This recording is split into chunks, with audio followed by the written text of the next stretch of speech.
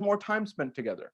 And the solution we gave to this yesterday was from the work of Dr. John Gottman, whose work we'll build on today, where one solution is to look at your spouse with rose-colored glasses, rose-tinted glasses, and how important it is to do that so that you look at the best qualities, the best attributes, the best elements. When we come forward to marriage from the Islamic perspective, when we look at the example of the Quran as well as the example of Rasulullah and the Ahlul Bayt, for us there is the Quran, which is the theory, and there's the practical example of the Holy Prophet and his family and his household, which shows us how the theoretical Quran is implemented in our lives. And therefore, when we see the Holy Prophet himself get married himself, that's an indicator to us that we should be following in that tradition, for example. And when we see the Imam Amir al-Mu'mineen get married, for example, or Lady Fatima salamullahi alayha get married to Imam Amir al-Mu'mineen, that's an indication that this is a good practice that one should consider to adopt in their lives. And then there are the traditions about how important it is. In traditions that have been attributed to our sixth Imam, he says that the worship, the ibadah of a person who believes and is married is different than the person who is not married. For example, in a tradition, it is stated that a man comes to our sixth Imam, Imam al-Sadiq alayhi salam, and Imam al-Sadiq asks him if he's married. And the man says, I'm not. At that point in time, the Imam says, I would rather one night of marriage than having all the riches of the heavens and earth. And he says, having marriage completes your faith. And on top of that, he says, the salah and the prayer of the person who is married is 72 times that of the person who is not, for example. It's attributed to him, for him to have said. Now, this changes the entire dynamics where you and I come forward and say that, hold on, marriage is not something that I do for just, for example, the needs of, popular society or animalistic needs. I do marriage in the Islamic sense for the reason and the purpose of spirituality, getting taqwa and closeness and proximity to my Lord. And then the Imam continued and he gave him 7 gold coins. Imam Sadiq alayhi salam, he took 7 gold coins and he gave it to this man who he asked this man, are you married or not? The man said that I'm not married. He said, hold on, take these 7 gold coins, take them, go get married, find a spouse so you can make all the arrangements of the marriage. This gives us another principle. Many times in our communities, there are people who want to get married, yet the societal pressure, the societal burden is such that the marriage ceremonies are so extravagant many a times, number one. Number two, the expenditures are so high that people are not able to afford it. And number three, they may not have the finances. This needs a multi-dimensional solution from different members of the community. For example, the people who are in the society who have resources, perhaps they should do 2 things. One is try to reduce the amount of opulence, try to reduce the amount of grandeur in the weddings. And by the way, because many youth ask me this question all the time wherever I go, from Europe to America and everywhere in between, or even in India, this came up, that there's such an opulence in weddings. And many a times this comes from culture, it does not come from religion. How do I justify this, or what's the solution? Not too long ago, in the Washington, D.C. area and even the northern block of the United States of America, in the northeast of the United States of America, many major chains of hotels, the likes of Marriott's and Hyatt's and Hilton's, they've actually hired something called Indian wedding coordinators. And you'd ask, why have they hired specific Asian wedding coordinators? Well, they looked at the data and they looked at the statistics, and what they found was interesting. They found that the average wedding in the United States of America, the average expenditure on a wedding in the United States is roughly $30,000 per wedding. Now, that's much more than, for example, Europe. In Europe, the average for a wedding is roughly $6,000. Now imagine, $6,000 in Europe on average for a wedding expenditure. In the United States, it's roughly 30,000, which is roughly 5 times the amount in Europe. Now, the question we're asking as a modern society is, well, why is it in Europe that it's $6,000, whereas in America, the average wedding is 30,000? 5-fold increase. That's 500% increase. That's a huge amount. And these are because of cultural, societal, social dynamics between differences between the two. Notice how we're talking about modern society and Islam.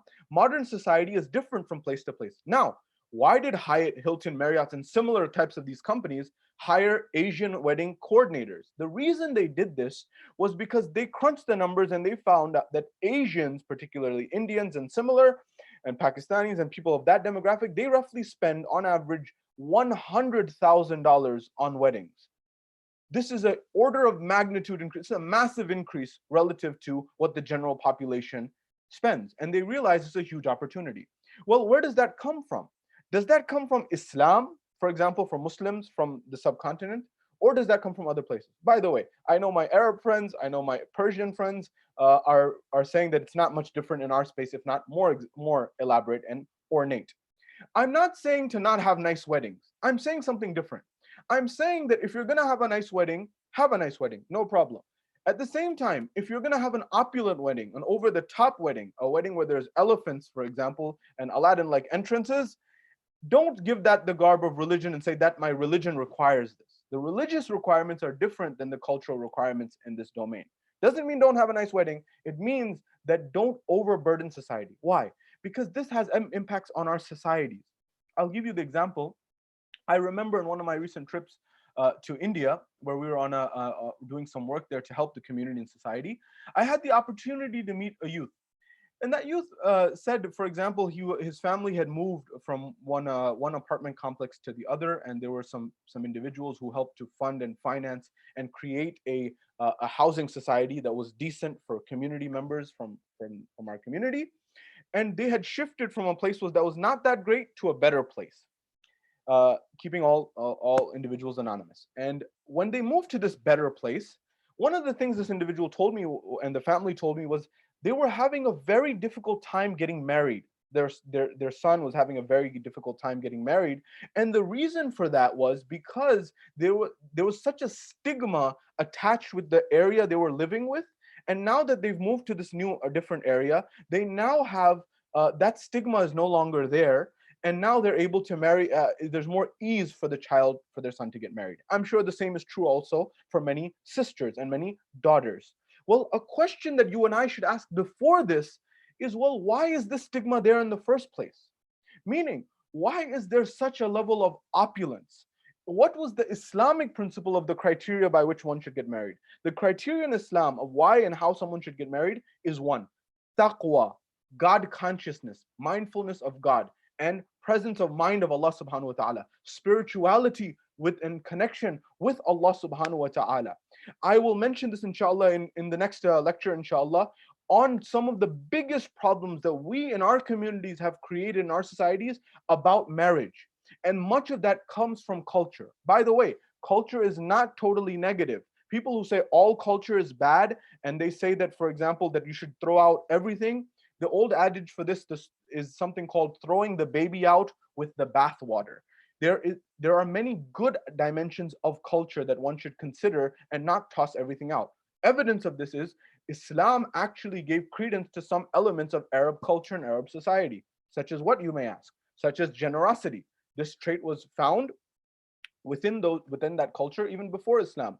Therefore, Islam, when it comes in a particular cultural framework, it does a few things. It does, number one, either it rejects a dimension right away, either it, for example, absorbs a cultural framework that exists within that society, or number three, it transforms something that already exists. So the first one, what's an example? Islam said in pre-Islamic society in Arabia, the dynamic was that an Arab and a non-Arab are not equal, because Arabs were considered superior. Well, Islam came forward and said, hold on, the only differentiating, distinguishing factor between people is that of taqwa, God consciousness. It doesn't matter if you're Persian or Arab or Indian or whatever you may be. If you have taqwa, you are elevated. If you do not have taqwa, you are at a different degree. And so this was the first element. Islam rejected the societal norms of Arabs being better than non-Arabs, number one. Number two, Islam came forward and said that certain things it will absorb. The example I gave was generosity. Arabs before Islam even were extremely generous, and they stood to their word of generosity. They would go hungry themselves at times, but they would give. to someone else in need. So Islam absorbed this and said this is a good positive trait. Number three, there were others that Islam, for example, transformed. Marriage is an example of this. Marriage before Islam in Arabia, many times, and this is the answer to people who say, Islam allows you to marry polygamy, it doesn't allow you to marry more than one wife. How is that possible? Well, the dynamics before Islam was you could marry as many people as you wanted, and there was no limit. Islam limited it, it transformed it in limitation, number one. And number two, it said, hold on, there's a very important prerequisite to marrying more than one individual, and that is justice. If you don't have justice, don't even think about having another spouse. It doesn't work that way. You have to have that prerequisite of justice, which you'll be hard pressed to find someone who's able to do absolute justice according to that. That's the theory. And in practice, most Muslims, especially most Muslim men, do not have multiple wives. For those non-Muslim friends of ours who are watching, it's very rare. It's a very small percentage. Nonetheless, this is the dynamics of modern society and our world. Therefore, people who have resources in our society, as per what Imam al-Sadiq alayhi salam's sunnah and what he did and what he showed, he helped people get married. You should reduce the opulence in the marriage to not, the wealthy people should try to not have such extravagant weddings. Why? Because that puts a societal pressure on people who don't have those resources to have to make up for those resources, if you see what I'm saying. So the standard is set by the haves of society. So you have to have 30,000 different types of dishes and meals. For example, you have to have 12 different wedding dresses. You have to have all these opulent things. Well, that has an impact on a society. As I explained, $6,000 for the average wedding in Europe, $30,000 for the average wedding, for example, in America, and $100,000 for the average wedding in the Indian community. And I'm sure, as I mentioned, and for example, the Persian community, Arab community, there's similarities there. Therefore, that's number one. Number two, reduce the opulence. Number two, try to help, use that excess funds that you save, try to help other people get married. I can't tell you what level of poverty I saw in, for example, my recent trip to India. And this is true in other places in Africa, in our communities, in India, and throughout the globe, even in Europe and in America. Let's not be negligent to that fact. And there are many people who need help to get married. Why not use those funds to help other people get married, for example? Why is it that we are using those? Because we're liable and we're responsible and we're accountable to Allah subhanahu wa ta'ala on Yawm al-Qiyamah, on the day of judgment, for the resources that have been given to us. And if we don't use those properly, we can be accountable. Islam's not against wealth. In fact, Islam encourages wealth, but with what sense? Not to use it on yourself all the time, but rather you can have a good car, nice house. That's okay at some level within reason. But more better than that is actually using your excess wealth to help the world become a better place. If you look at the lives of our maraji, our scholars, you will notice their lives are dedicated to two things. And this is in light of the traditions of the Ahlul Bayt, the traditions of the Ahlul Bayt. One, they dedicate their lives to knowledge, ilm. Our scholars dedicate their lives to reading, learning, and writing, and sharing and teaching their knowledge, number one. Number two, if they're not doing the first category, they dedicate their lives to charity, nonprofit, and making the world a better place through their actions. That funding that so many people ask around the globe, where does the khums money go? Where's the accountability? I'll tell you where the money goes. I'll tell you where the accountability is. Because I've seen it. That responsibility that the maraji do, put on their shoulders. They establish hospitals. They establish orphanages. They establish caretaking for widows. They establish food and have food paid for people who can't afford, to the extent that our Ahl Sunnah brothers, there was a time where our scholarship and our maraji were making sure that those people that were displaced by terrorists in countries in the Middle East, in Iraq, for example, the scholars made sure that those Ahl Sunnah families who were innocent, who had nothing to do with this, they were given money in order to look after their lives. Our scholars, whether you see it or not, or realize it or not, many of them are humanitarians in the truest sense of the word at heart. We must adopt this in our lives as well. Make the world a better place through learning and through your causes. That's how you'll have a more fulfilled, sustained life. Therefore, as I wrap up and I begin towards conclusion, the main thing and solution that I want to give you from Dr. John Gottman, or John Gottman from the Gottman Institute, who we discussed yesterday, is one thing that a married couple should try to look at. I mentioned in previous nights that Rasulullah has a beautiful tradition where he says, when a man says to his wife, I love you, he notices that those words, the words I love you, do not leave the heart of the wife. That those words will remain in the heart. Based on this, I wanted to build on what Professor Gottman or John Gottman says with respect to what is that trait that a married couple should adopt in their life. And it's called a love map. What's a love map? Dr. Gottman, who's dedicated 40 years, John Gottman, who's dedicated 40 years of his life to this institution of marriage, he realized that there's something in relationships called a love map. Well, what's a love map? A love map is actually how much you know about your significant other. How much do you know about your wife? How much do you know about your husband? And he said that couples that come in for counseling to meet him, to see him, those couples, actually the ones that are in turbulent times, in the worst scenarios, they actually have very poor love maps. They're not very strong. And the strong love map couples go very far. Well, what is a love map? He argues a love map is how much you actually know about your spouse. And he gives the example of a pediatric physician who, in the book, in his book, John Gottman says there was an example of a couple that came into his office, and the husband was a pediatric physician. And he had dedicated his life to medicine, and he was always working to the point that he didn't know basic aspects of his family home life. And you'll be shocked to know what were the things that he didn't know about his life. For example, they had a house pet, a pet in their house, who they had had for a long time. This physician did not know the name of their pet animal that was in the house.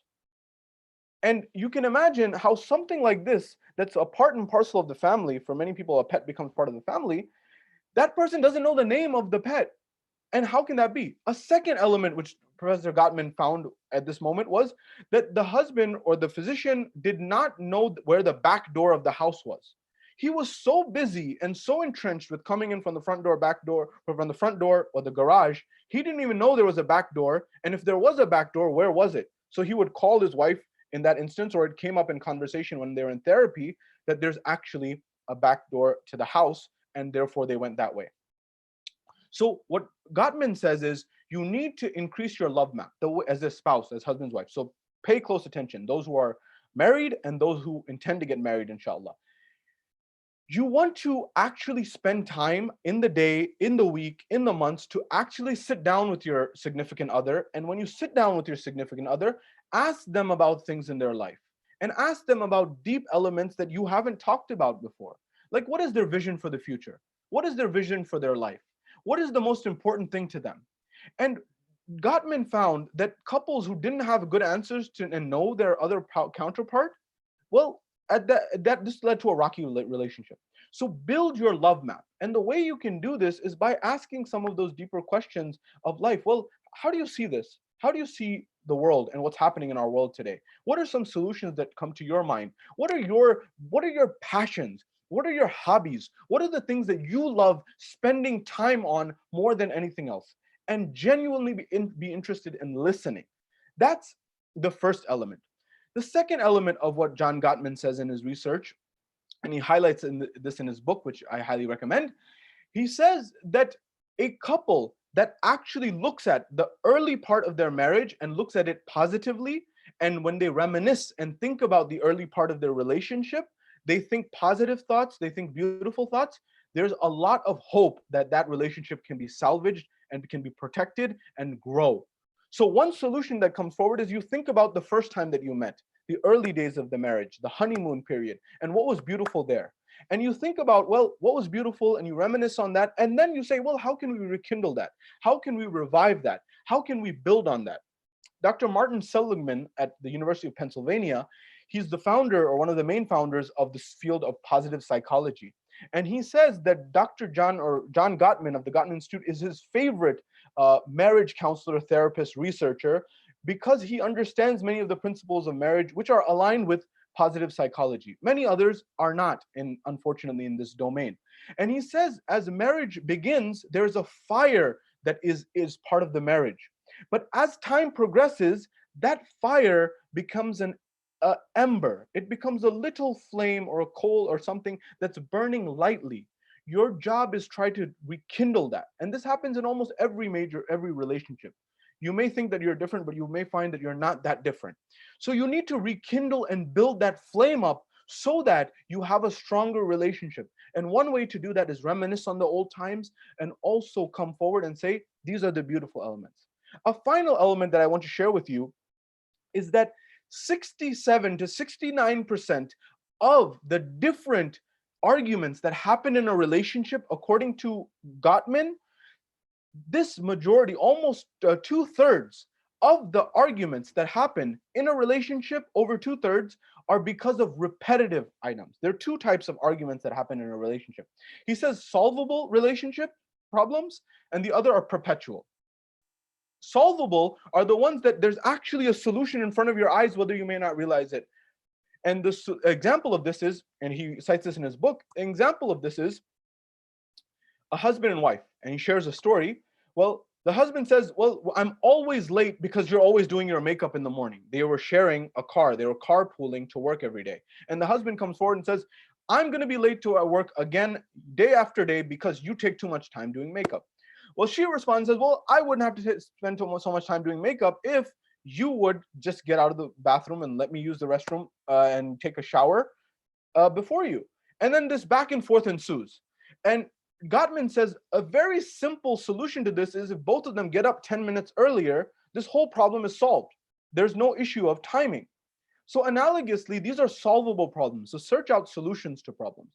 Others are perpetual. So 2/3, 67% of all relationship problems are perpetual. That means the same things are being argued at over and over again, but they're being reframed, such as money, such as things of this nature come up all the time.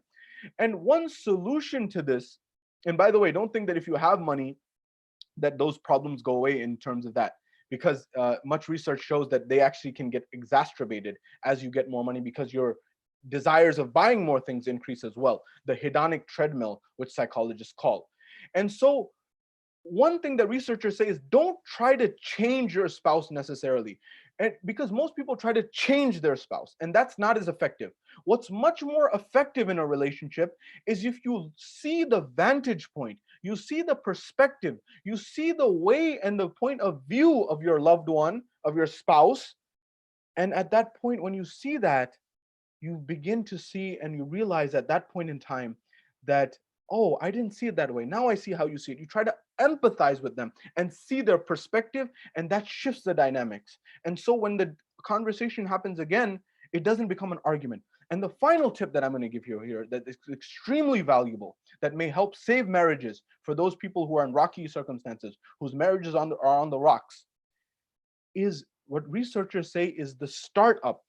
Soften the startup. Soften the startup. One more time. Soften the startup. What does that mean? When an argument is about to start up, soften the blow of that. Meaning, don't escalate it too quickly. Don't get angry too quickly. Try to be soft in the opening. Why? The researchers say that those couples that start escalating matters, they start raising their voices, they start getting angry, they start getting upset really, really quickly. Well, it leads to a very quick downward spiral. What ends up happening is at one point, things are good, and then it goes downhill very, very quickly. Things get personal, you get loud, you get very violent in things of this nature in your words, you get very aggressive. This is something you should not do. So researchers say soften the opening. So slow down, be patient, let it build up. And so if you ask someone, well, do you do this? Many times people would say, no, I get upset quickly, or I react quickly, for example.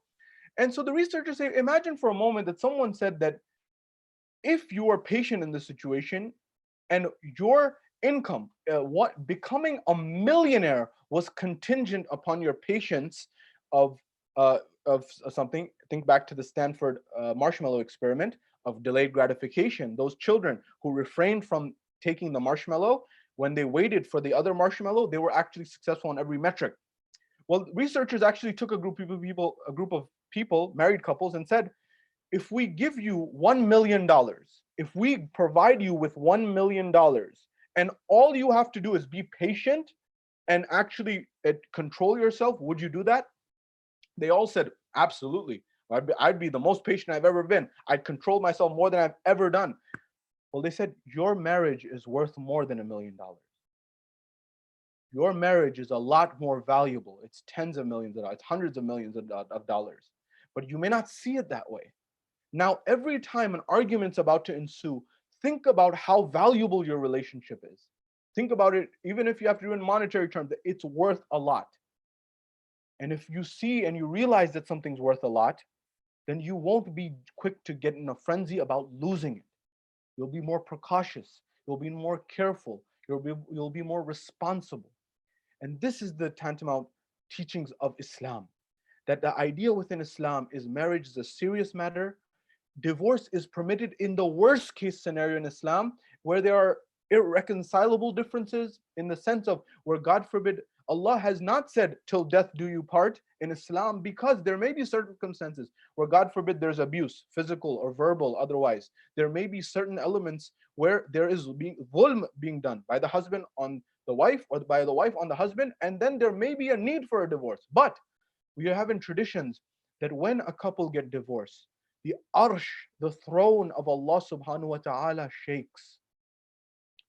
That's how serious the matter is. That it's the worst permissible thing in the eyes of Allah subhanahu wa ta'ala. For our brothers and sisters who have gone through divorce, this is by no means passing judgment to anyone. What my goal here is to try to make sure that we have strong families, and there are circumstances where you may not have been at fault, where things could not have been changed, you couldn't have done anything. This may be a test from Allah subhanahu wa ta'ala that you've had to go through. Or there may have been things that you could have done right. And the stepping stone from that is learning from that and building from that, and actually having better future relationships. The solutions to our lives' problems are within Islam, within the Islamic framework. The personality of Rasulullah, the personality of Imam Amir al-Mu'mineen, the personalities of Ahlul Bayt were kind, generous, compassionate, loving, and affectionate. And they embodied that. The same way Fatima al-Zahra or Lady Khadija salamullahi alayha, or the different Sayyidah Zainab salamullahi alayha, the same way they embodied in their lives the beauty of generosity, affection, caring for their families and their loved ones. I say this because the building block of strong communities, of strong societies, of strong nations is the family structure. If we don't have strong families, if we don't have children who are growing with loving, caring, nurturing, tender parents, how can we have a strong future? There's numerous studies that I can share that I won't in the interest of time, that show that the development of the brain from a cognitive perspective is highly contingent upon how much love a child gets in the first 2 years of life. Literally, the size of the brain is developed based on how much love the child got.